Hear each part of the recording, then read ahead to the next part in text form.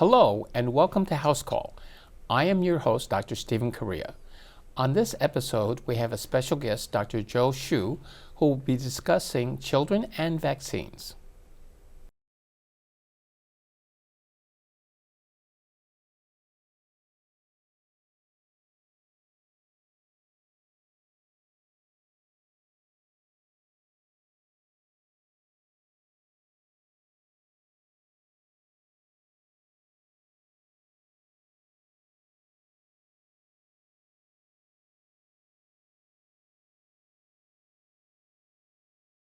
We are here with Dr. Joseph Hsu. Thank you so much for joining us. Nice to see you, Steve. Joe, please tell us what your background is. Where did you grow up and where did you train? So I'm a local guy. I grew up in Rockville, Maryland. I went to Rockville High School, and I went to Duke University for my undergraduate studies, University of Maryland in Baltimore for medical school, and then what was Weiler Children's Hospital in Chicago for my pediatric training. And then I was fortunate enough to be able to come back to Montgomery County and worked in Olney for a couple of years. And then in '99, I started a practice in Germantown, Maryland, and I've been there for the last 27 years. Mid-Atlantic Pediatric Partners, THH Division, and again, we're in Germantown, Maryland. And I believe you've also held some chairmanships at some of the local hospitals, is that correct? Yes, so 2009 to 2011, I was the pediatric chair at Shady Grove Adventist Hospital. And then also, I was lucky enough to be able to be on the original medical committee that started Holy Cross Germantown Hospital as the chair of pediatrics and a treasurer for a year. That's great. So our topic at hand is children or kids and vaccines. How do vaccines work? So a vaccine works by injecting or administering something that looks like a bacteria or virus, and then it lets your body's immune system create an antibody to protect and recognize that illness. So you have the memory or protection of identifying viruses and bacteria before you actually get infected by them. That's in a nutshell, kind of simplified. And then those vaccines help also protect you individually, but also your community by, if the whole community is immunized, then a lot of times those vaccines help everybody else by those less fortunate or unable to be immunized to be able to be protected also indirectly.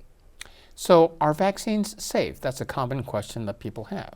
So vaccines have to go through a rigorous research process where they get blind studies to make sure they work and to make sure that their side effects are not too great. And so they must be approved by the FDA before they're able to be used. So there is a rigorous process to ensure the safety. And also, once they're out in practice, there are vaccines are monitored, okay? And like in 1998, there was a rotavirus vaccine that was causing too many incidents of intussusception or possible complications that they pull that vaccine off the market. So Intussusception is a GI problem, is that correct? Yes, it's sort of a telescoping of the intestines that causes like a blockage of vomiting and picture.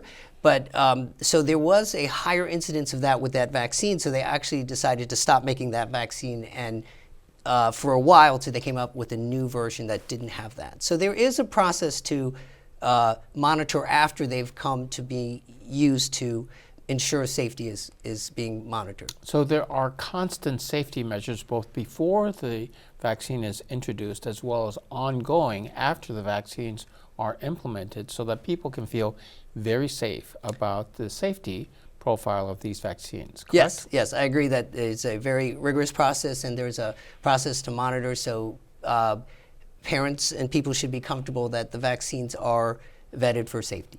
What kinds of vaccines are currently in use now? So there are a lot of different types of vaccines to create an antibody immune system. So there's weakened live virus vaccines like the oral polio vaccine that it doesn't cause polio, but your body can see it and make antibodies to it so it can recognize it in the future. There's the dead viruses like the inactivated polio vaccine, which is doesn't cause polio but is inactivated. They've also taken like certain particles of a virus or bacteria, so it doesn't cause the vaccine, but a part that's recognized by the body to make a vaccine to something. And then the most recent technology is this mRNA vaccine, which the COVID vaccine was. And basically you inject some messenger RNA, which tells the body to make a protein that is similar to the virus or bacteria, and then you make an antibody to that. But those are some of the more basic kinds of vaccine technology that's out there to help the body protect, induce an immune response. So I know that there are some new CDC recommendations for revisions, but before we get to that, could you tell us a little bit about what parents need to know in terms of what the vaccine requirements are, both for the health of their children as well as to get into Montgomery County Public Schools? So for Montgomery County Public Schools, it's pretty simple. They do follow the old guidelines for the most part, but basically to start kindergarten, you need to have like 4 doses of DTP, which is diphtheria, tetanus, whooping cough, 3 doses of a polio vaccine, 2 doses of a chickenpox vaccine, and 2 doses of a measles, mumps, rubella vaccine, and also known as MMWR, I believe. MMR, yes. MMR, sorry. Yeah, and then 3 doses of hepatitis B. So if you have those number of doses, then you can enter kindergarten, and then up until middle school, 6th grade. By the end of 6th grade, you have to have a tetanus, diphtheria, whooping cough, and a meningitis shot. So there's 2 basic times when they check your entrance requirements to go to public school, and that's kind of a summary of that. Okay. Now, the American Academy of Pediatrics has recommendations, and these vaccines are not all given at once. You can't do that. So they space them out. Is that correct? Right. So I think to get optimum protection within a good time, there are intervals that need to be done to get a proper immune response. So like when a baby comes in, there's a 2 months, a 4 months, a 6 months checkup where we give vaccines that get the antibody level to a protective level by 6 months. So that's why splitting the vaccines is kind of tricky, because it takes longer to get to the ability to be protected. So there are intervals and things that are important in terms of trying to achieve immune protection by a certain age, so kids are protected against illnesses that are common at that age. So you're also dealing with children who have developing immune systems, and so you can't give them all the vaccines in the very beginning. Is that correct? Correct. There are different reasons about the spacing of the vaccines and things like that, but I think it's been, but they've created a schedule that can optimize protection as soon as they can to be protected when they're around other people. Okay. Now, I think the CDC recommendations have changed slightly. Some of these standard recommendations from the Academy of Pediatrics. Could you tell me how they differ? Okay, so January of 2026, the CDC came out with recommendations that decreased the number of routine recommended immunizations from 18 to 11. Okay, so there was 18 months? No, 18 illnesses, 18 vaccines that you should get. Sorry. Went to 11 vaccines. And so the hepatitis B, the hepatitis A, the rotavirus vaccine, and the 2 meningitis shots were taken away from the routine recommendation and were set at a different shared decision-making with your doctor. So it did kind of change the current recommendations. The American Academy of Pediatrics said, and 12 other medical societies actually said, we believe in the old system. But what happened was the CDC had changed their recommendation committee and then changed the recommendations as of January 2026. So I believe you told me that the CDC recommendations are similar to Denmark's vaccine schedules. What are the differences between the U.S. and Denmark, and how might those differences affect vaccine applicability? So the recommendations that came about from the CDC do look similar to Denmark's, but Denmark is a very different country in terms of where it's located. There are different diseases that tend to occur in Denmark. And in Denmark, there is 24 weeks of paid parental leave per parent. So a child born in Denmark could have up to almost a year of no daycare or childcare because the parents can take paid leave off. And the other thing that's different about Denmark is there's free universal health care. So if a kid got sick, they could have very good access to health care, which in the US there are disparities in health care, and that's why the Denmark system doesn't really apply to us here in the US, even though it's used in another country, but we don't have the same healthcare system, healthcare delivery system, or illnesses that occur. That's why we would still recommend the US recommended schedule. I would imagine there may be also some economic and socioeconomic differences between the US and Denmark that would also affect some of these things. Is that correct? Yes, and that's where I think it wouldn't be applicable here because of access to care and those types of environmental settings that would make it maybe a child less likely to get sick if they don't go to daycare. I mean, daycares are great, they help a lot, but a lot of times if there are just more people there, there's more likely to get sick and illness can spread a little bit easier. What's been the response to these new CDC vaccine recommendations from both the medical societies, local legislative bodies, and national authorities? So, a couple things. I think the governor of Maryland, Westmore, in September 25 said that whatever the current pre-changed immunization schedule, payers have to make sure they still continue to cover vaccines like before the changes were made. And then there is provisions in the CDC guidelines with shared decision making that there should be payment for vaccines if it's indicated by their recommendations by your doctor. So there shouldn't be a payment issue, but unfortunately if it were to go to the point where it's just recommended, only certain ones are recommended, sometimes payers may decide that they don't have to pay for vaccine because it's not recommended. And that would really affect preventative medicine in terms of kids getting vaccines, that kind of thing. And then at least 12 medical societies decided that they were in support of the old recommendations before the January 26 changes. And actually in March, a federal judge blocked the changes in the recommendations on the grounds that the makeup of the committee was not following by the legal rules how to make up the recommendations that are given by the CDC, and also default back to the regular vaccine schedule before because of the way that process was rolled out.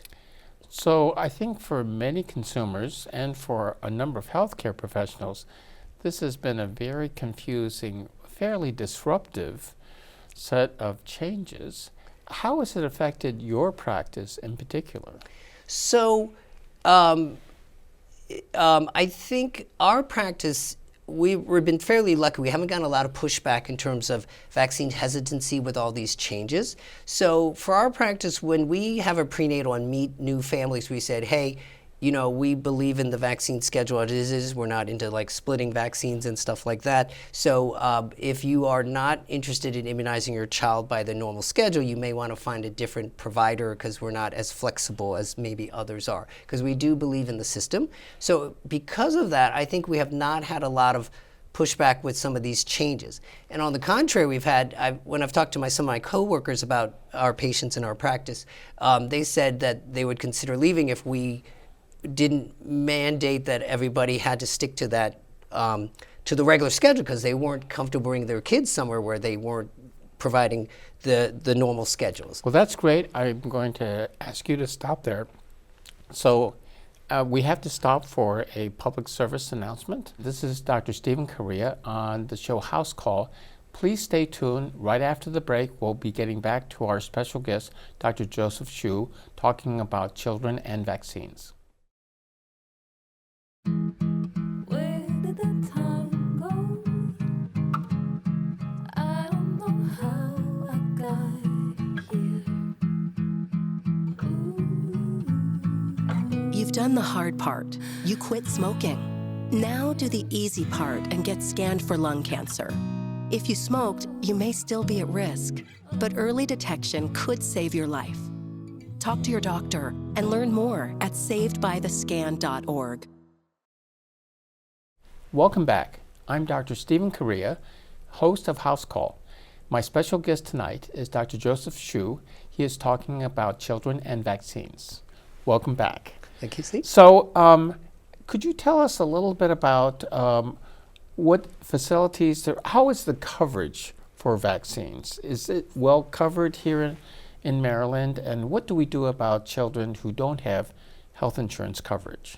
So vaccine coverage is usually pretty well covered. Most insurance companies, places don't want to have the complications of getting an illness and things like that. And preventative medicine is very important. So right now, most of the payers will cover vaccines. There are also vaccines for children program for people with medical assistance or different kinds of insurance where the vaccines are provided by the state, so there is less barrier for people to get immunized. Now, in terms of you have no insurance, there are at least 4 different clinics in Montgomery County. There's a Germantown Health Clinic, there's a Dennis Avenue, there's one in Silver Spring, and I believe one in Rocking Horse Drive, where I think you just have to have proof of residency. If you can go, they do have vaccines available if you don't have insurance, so that people and families and their kids can have protection and without insurance being a barrier. So one other topic that sometimes comes up is parents don't always know what vaccines have been given to their children. Maryland, I believe, has a registry that will detail for parents what vaccines have been given. Could you tell me a little bit about that? So there is a vaccine registry that can be accessed to make sure kids' shots are up to date. I think most pediatricians' offices have access to their vaccine schedule. Like kids usually need it when they go to daycare, when they go to school, and a lot of electronic medical records, you can log onto your portal and get your child's vaccine record. But I think having statewide registries really helps a lot in terms of people who can't find their vaccine record or whatever. I think it does make healthcare a little bit more accessible, or to make portable, sure nobody yes. falls through the cracks and things like that. So there are ways to still try to get the vaccine schedule. Often we have people who change practices come here, and we need to know what's the vaccine, what have you already had, what haven't you had, that kind of thing. Now, all of these recommendations are fairly uniformly across the nation, so that if children move from one state to the other, military children or other people whose parents have to move here for one reason or another, most of them can bring their vaccine records and can depend that most doctors are going to be following the same schedule in terms of the programs. Is that correct? Yes. So the recommended schedules are nationwide, like for the United States. So wherever you are, they should still need, 2 MMRs, 2 chickenpox vaccines, 4 DTPs before you generally go to school. Each state may be a little bit different, but they all the pediatricians in the U.S. should follow the same nationwide schedule that has been promoted before the January 26 changes. Okay. One of the other things that it's nice to know that children who don't have any health insurance still have access to that here. Could you tell me a little bit about how we have to delay vaccines based on changes in the children's immunization status? I think you mentioned MMWR. Okay, so there's certain nuances to the schedule where you can't get a vaccine at a certain age because of interfering issues. So usually you don't get a measles, mumps, rubella shot or a chickenpox shot till a year, because moms who deliver babies have antibodies that they give to the baby that protect them in the short term. And they have chickenpox and measles antibodies that have to drop low enough that when you give the vaccine, they get a good immune response. In the baby. In the baby, right. So some vaccines you'll get at 2 months, 4 months, 6 months, but you don't see an MMR or chickenpox vaccine till a year because of you don't get a good immune response till mom's antibodies have kind of disappeared from the baby and they can get a good immune response. But interestingly enough, there are measles outbreaks globally, and you can get a measles shot at 6 months. And so we do have families that travel, and because measles is so contagious, they will want, you can get a vaccine at 6 months to get a bump in the immunity in case you're at an airport and there's someone with measles or something like that. You can have protection in the short term. But it actually doesn't replace the MMR that you need at a year and 4 years because of the same argument that you don't get as good an immune response as you should, but it may be enough to protect you in a emergent situation. But you still would want to wait till the baby's a year old to get the MMR, to get the good immune response to help protect for the future. So it's interesting, at least for me, that there's such a difference between, I think, hepatitis, which can be given a child with and is encouraged to be given it, when the baby is delivered, versus MMWR, where you have to wait a year to get the proper immune response. So the reason hepatitis B is given early in general is hepatitis B is a body fluid, bloodborne thing. And so when a mom has a baby, there's mixing of blood, and you can actually transmit hepatitis B to babies if they don't have prenatal care and you don't know. So in Asia, a lot of people were getting liver cancer, and they figured out that some of the moms were hepatitis B carriers and they was transmitting to their babies, and you don't know you have hepatitis B sometimes till later in life. And then hepatitis B can cause liver cancer, and then they kind of worked backwards and figured out it's worth giving it early because of the vertical transmission from a mother to a child.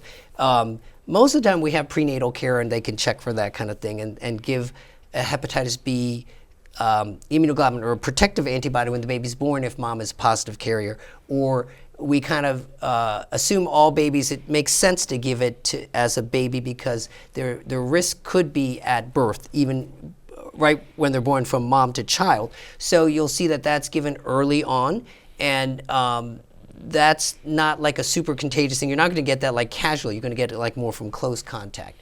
But since delivering a baby, there's mixing of body fluid and things like that. That's why that's given then. And it's probably prevented a lot of cases of hepatitis B or liver cancer indirectly by doing that. There was a period where they had stopped giving the hepatitis B vaccine in the 90s because of something wrong with the vaccine, but they found that I think the compliance to finish to get protection wasn't as good, so they went back to giving it at birth, I think the studies have been that when you give it at birth, there's pretty uniform adaptation, and then then when you stop doing that, then you're doing a lot of catch-up, from what I understand, and therefore you're paying the price later on. Yes. So I think vaccines are like one of the greatest public health things ever invented. You're preventing disease instead of waiting until someone has it. I think it is scary as a parent being responsible for a child, like, should I do this, should I not do that? But I think preventing disease before it happens is better than getting the disease. You can say, well, people used to get chickenpox, but also people got complications of chickenpox, and people, the mortality rate or infant mortality rate was higher before. Now kids live longer and things like that, and some of that is from vaccination not having some of these childhood diseases, and we're kind of a victim of our own success in the sense we don't see iron lungs for polio, we don't see measles that much and things like that, and so people aren't as worried, it's not on their radar, but that's because of vaccination in the past that we've been able to not necessarily eliminate, but for all practical purposes make it very difficult to get some of these diseases because we vaccinate to prevent that. Could you tell me a little bit about herd immunity and why that is so important and protective from a public health standpoint? So herd immunity is great. Like, not everybody can be What vaccinated. is herd immunity? Okay, so basically, if you have enough people in the community individually immunized for a illness, then the herd is protected. So if polio were to go into the community and it couldn't spread because everyone had protection, then it would really not take off like wildfire or something. So it would be an individual case, not a community outbreak. Correct. But by the herd being protected, it protects everybody. So like vaccination protects your child individually, but it also protects the community you live in. Because there are people who are either allergic to a component of vaccine, they don't have a normal immune system, they've lost their immunity over time, they are who, for whatever, too young to be vaccinated, can get some of these contagious diseases. But depending on the illness, like measles is super contagious. So you need to get like a 92, 94% herd immunity to keep it from spreading, where maybe flu might be not as contagious. So you just need to get 80% of the community. But it really helps the people who are less fortunate, who can't be immunized or protected, by having the herd protected to keep, to help the others who can't get vaccinated. So, have you dealt with really contagious diseases like measles in your own practice? So I have two stories, okay? So more recently, a patient had called, and during the phone triage. So, back up. Okay. So first of all, what is measles? It's a viral infection. How is it transmitted, and how contagious is it? Okay, so measles is really contagious because it's a virus that can cause cough, runny eyes, conjunctivitis, very bad, a bad rash, and you can be very sick. But the big thing is it's very contagious. So it's like respiratory droplets that can float around in an office for I don't know, like a couple hours or something like that. So it's very different from a lot of the other viruses and things we deal with, okay? So we don't see a lot of measles because we get the MMR, one of the M's is measles, at a year and 4 years old. And there are places where, you know, war occurs, people don't get vaccines or something, and there's conditions or a crowd where things are spread. And we are a very global place, so people travel and you can be exposed. And then little kids have not had measles yet because they aren't old enough to have their vaccine and things like that. So measles is very contagious. And then you would have to have like 92 or 95% of the population to be immunized for it not to have that good protective herd immunity. So what were the two cases that you were telling me about? So recently someone had called and talked to our nurse triage, and it sounded like there was the kind of rash that could have been measles, and the parents had mentioned measles.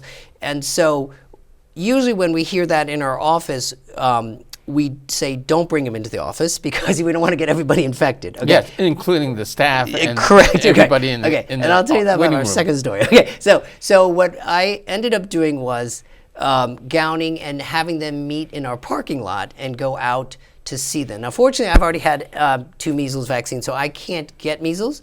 But with the particles and stuff, I guess you just want to be careful if it's a potential measles. Okay, so we had to check with the state of Maryland, like what kind of swabs do you need? Do we have the right, what test should we get if we think it's measles? And then meet them so other people wouldn't be exposed. Yes. In the end, when I took a deeper history, it sounds like that child already had an MMR vaccine and it wasn't a known exposure to measles, but they were concerned about measles. So it's always better to be safe. So we didn't have to, it was not probably needed, but we would kick ourselves if someone came in the office measles and then you had to deal with that, okay? So in the 2009, no. okay, we had a kid who came into the office who had been to the ER where there was a potential measles case, okay? And that kid ended up having these Koplik spots, which I'd never seen before in my life except in the textbook, but they were signs of measles. And we ended up having to coordinate with the State Department? Montgomery County Health Department to like find out every single person who was in the office like an hour before, an hour after they left. Every staff member had to make sure they had the measles up to date. We had to like bleach the chairs and everything, and it was just kind of logistical nightmare. But we were able to find out everybody and their sibling who was in the office during the time when there was a potential measles exposure, swab people, get titers, and then give vaccines to people who hadn't gotten them yet. And it was just a lot of work. So in that sense, like if someone has measles, come to your office, people don't realize like how much precautions you have to take if that's a real So don't come to the office if you Okay, think you have call measles. the office first, okay? And then make sure they make arrangements if you think you may have had measles, okay? Because it is so contagious, it can cause a lot of disruption and workflow and things like that. All right. So we have to stop there. But Joe, thank you so much for joining me to explain and discuss vaccines, to give us your insights. insights. And thank you so much to our viewers for watching. Please be sure to turn into our next episode next month. I am Dr. Stephen Kariya. You've been watching Housecall. See you next month.